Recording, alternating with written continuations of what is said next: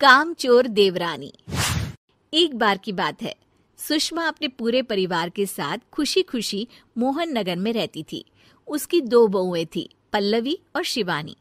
एक दिन दोनों बहुएं रसोई में काम कर रही होती है कि तभी उनकी सास सुषमा उन्हें बुलाती है।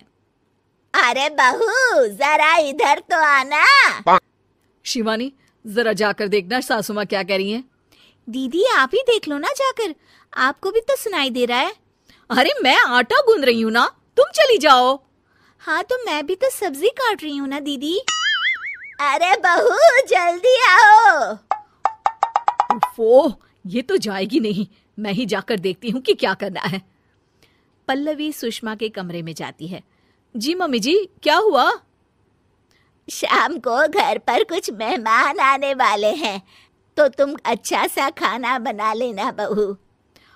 ठीक है मम्मी जी, आप बता दीजिए क्या क्या बनाना है और कितने लोग आ रहे हैं। सुनील की मौसी जी और उनका पूरा परिवार आ रहा है। कुल मिलाकर 3 लोग और हमें मिलाकर हुए 9 लोग। तो अभी से ही तैयारी करना शुरू कर दो। और हाँ, घर की सफाई भी कर देना, हाँ अच्छे से। जी मम्मी जी, सब काम हो जाएगा, आप चिंता मत कीजिए। पल्लवी शिवानी को घर में मेहमान आने वाले हैं इसके बारे में बताती है। क्या 9 लोगों का खाना बनाना होगा, घर की सफाई करनी है? बाप रे, सासू माँ ने तो हमें घर की नौकरानी ही समझ कर रखा है। ऐसा नहीं बोलते शिवानी, हम इस घर की बहू हैं और घर के काम करना हमारा फर्ज है। दीदी तो है ही सासू माँ की चमची, जब देखो सासू माँ सासू माँ। मैं तो इतना सारा काम नहीं करने वाली। शिवानी कपड़े लेकर गमला साफ कर रही होती है और चक्कर आने का नाटक करने लगती है। मेरा सर चकरा रहा है। तभी वहां पल्लवी और सासू माँ जाते हैं। अरे बहू, क्या हो गया तुम्हें? मम्मी जी, बहुत तेज सर में दर्द हो रहा है। तुम एक काम करो शिवानी, आराम कर लो। नहीं नहीं दीदी, घर में मेहमान आने वाले हैं, मुझे आपकी मदद करनी चाहिए। अरे कोई बात नहीं शिवानी, तुम आराम कर लो, मैं सब काम कर लूंगी। ठीक है दीदी, अगर आप इतना कह रही हैं तो आराम कर लेती हूँ। शिवानी आराम से अपने कमरे में मैगजीन पढ़ रही होती है।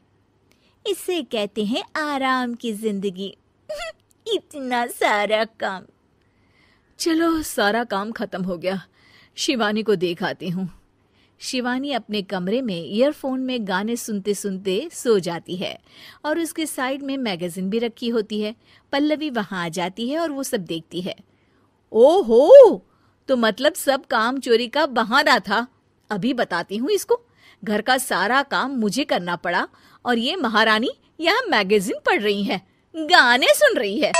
पल्लवी रसोई से एक प्लेट और चम्मच लेकर आती है और शिवानी को थाली बजाकर उठाने लगती है। शिवानी अचानक से उठती है। उठ गई महारानी, गाने भी सुन लिए, मैगजीन भी पढ़ ली। तुम तो बहुत बड़ी झूठी निकली शिवानी। तुमने सर दर्द का बहाना बनाया ताकि काम करने से बच सको। हाँ बनाया बहाना, तो क्या करती, इतने सारे काम करती। मुझे कोई शौक नहीं है चापलूसी का। क्या चापलूसी?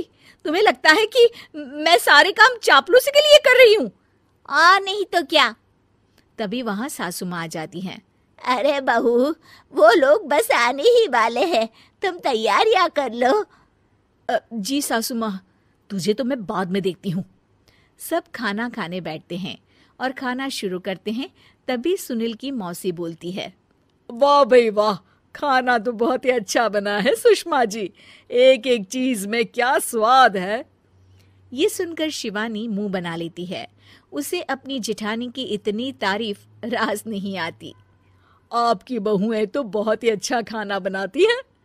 हाँ बनाती तो दोनों ही अच्छा है, पर आज ना ये सारा खाना बड़ी बहू ने बनाया है।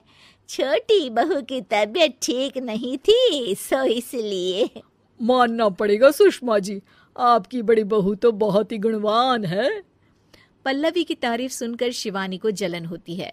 पल्लवी ये सुनकर खुश हो जाती है और शिवानी की तरफ देखकर उसे चिढ़ाती है। कुछ देर बाद मेहमानों के जाने का वक्त हो जाता है। मौसी जी सबके लिए उपहार लाई होती है। वो सबको शगुन के पैसे देती हैं और अंत में पल्लवी के पास आती है। तुम्हारे लिए शगुन का लिफाफा तो है ही, पर बहू तुम्हें एक और उपहार भी मिलेगा इतना अच्छा खाना बनाने के लिए। मौसी अपने सोने के कंगन निकालकर पल्लवी को पहना देती है। ये लो, ये मेरे मनपसंद कंगन है, अब से ये तुम्हारे हुए। धन्यवाद मौसी जी। ये देखकर शिवानी तो पूरी तरह से जल जाती है और गुस्से से रसोई में चली जाती है।